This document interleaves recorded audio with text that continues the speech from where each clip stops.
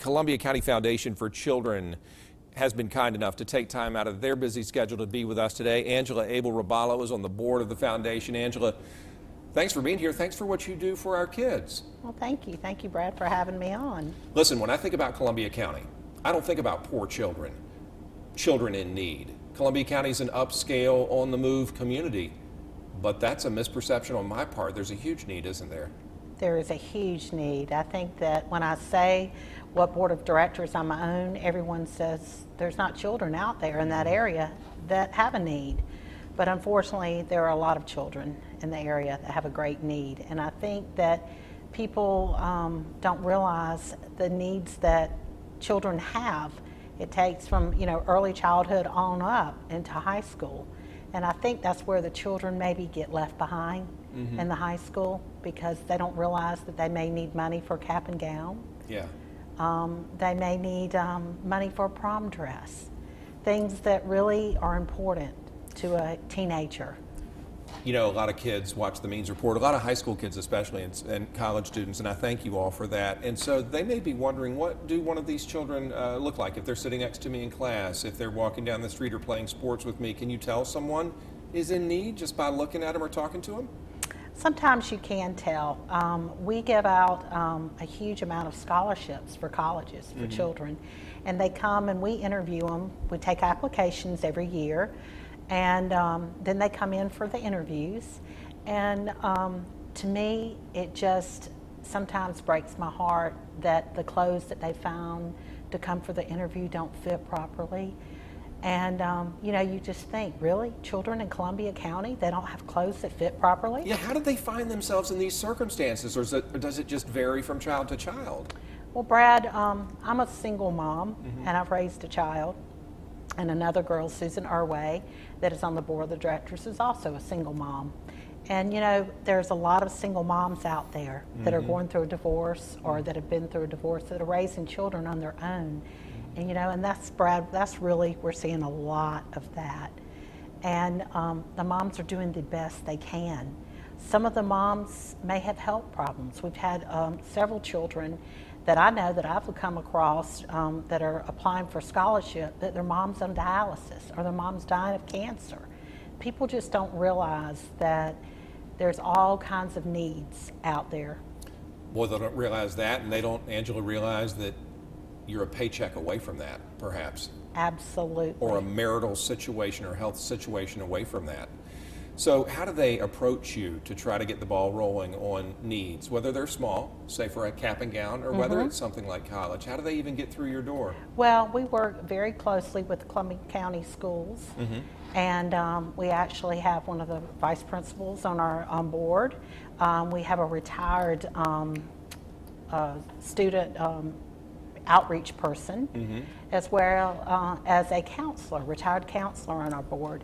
And we have an accountant that's on the board of directors that his company provides all of our needs for that, because we are a nonprofit organization. And sometimes the school principal will give us a call. We have a kind of a sad situation that happened last week, so I'd like to share this story with you, Brad. Yeah, please do. I was going to ask you if you have any stories you could share that illustrate this. This is kind of neat. There was a mother that came in to the principal and said, I have relocated to Columbia County, but I'm in a very volatile situation. I'm divorced, and the children and I are living with a relative, and it's not a good situation for me or the children. We're basically homeless. We would like to relocate, but I don't have the money to pay for the gas and the food and the accommodations. It's going to take, it was like an 18-hour drive back to a family member that was a better environment. And it was a pretty abusive environment for she and the children to be in, and they needed the money quickly. They came to us through the school system, and we gave them the money to be able to go back and be with a family member that was going to be a much better environment for she and the children. So to me, I keep thinking, what if that was me? Where would I go? Well, you could picture it, and you can also picture hopefully the road that she's on now, a better one, a path to success in her life because y'all were able to help her out. And I know there are many more stories like that. The thrift shop is key as well. I want you to just explain how people can take advantage of that, because that's just a matter really of walking in the door and seeing what you need. Right. It's called Helping Hands, and it's located in Appling, Georgia. And you can drop off your anything that you don't use, because actually we provide all kinds of things. I mean, the schools will contact us and say, we need toiletries, or we need a gift card to Target because the children don't have a warm coat and they're a teenager. Well, you and I both know as a teenager, that's a very volatile time in your life anyway. Oh, yeah. And for someone to have to admit they need a coat or their shoes no longer fit, well, we provide gift cards to different stores. And so we able to go to the thrift store. If we can provide that need from our thrift store, that's great. If not, we go to the next level. Do you see people at Christmas time a greater need? Do you see more people coming through your door? We have a huge Christmas program. The foundation, let me tell you a little bit of history about it, was founded in the 1990s by Barbara Beasley. Yeah. Barbara and Bill Beasley own Berkshire Hathaway, Bill Beasley Homes. And Barbara just absolutely loved children and found that she wanted to give back to the community. They had really been good to her and her success. And so she had a motto that it takes a village to raise a child. So therefore she wanted to make a village. And so she was determined to do it. And she first saw the need that at Christmas, some of the teenagers, you think about this, they're left out. We give Christmas gifts to all the little ones. Sure.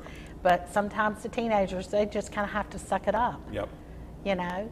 And so therefore she started the Christmas program, the thrift shop, and went to the schools and said, what can we do to help these kids so they can have a life?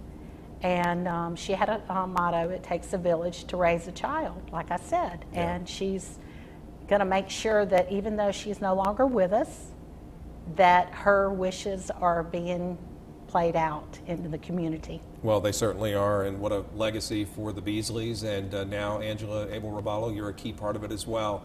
I want to put some information up on the screen right now so that you can help these children in need. Angela's right, you know, sometimes they're forgotten, especially our teenagers, especially this time of year, but the Columbia County Foundation for Children make sure no one is forgotten. There's their website and their address, their phone number too, for your consideration, for your giving. That's why we're here, so you can help build stronger foundations and help one child at a time. Angela, please tell everybody back at the foundation how grateful we are to them, and on behalf of all those sweet children, thank you for what you do. Well, thank you, Brad, for having me. Anytime. The door is always open.